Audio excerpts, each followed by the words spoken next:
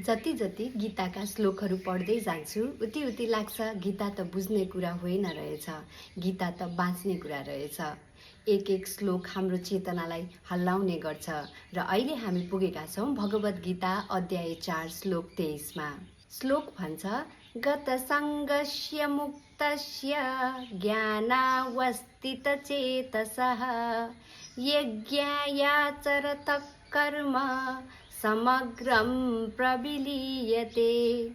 अर्थात् जो मानिस मोह र आसक्तिबाट टाढा भइसकेको छ, जो भित्रैबाट स्वतन्त्र छ, जसको चित्त साँचो ज्ञानमा टिकेको छ र जो हरेक कर्मलाई सेवा र समर्पण अर्थात् यज्ञको रूपमा गर्छ, उसको सम्पूर्ण कर्म विलीन हुन्छ, उसलाई कुनै पनि कर्मले बाध्दैन। अब सोचौँ हामी पनि यदि हरेक काम जस्तो कि अफिसको काम, घरको जिम्मेवारी, सामाजिक दायित्व यी सबैलाई ईश्वरमै अर्पण गर्यौँ भने त्यो काम पनि त पूजा बन्छ।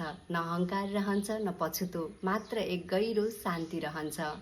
म गीता पढ्न होइन अभ्यास गर्न सिक्दैछु। मेरो यात्रामा जोडिनु भएकोमा धन्यवाद। अर्को श्लोक अर्को भिडियोमा।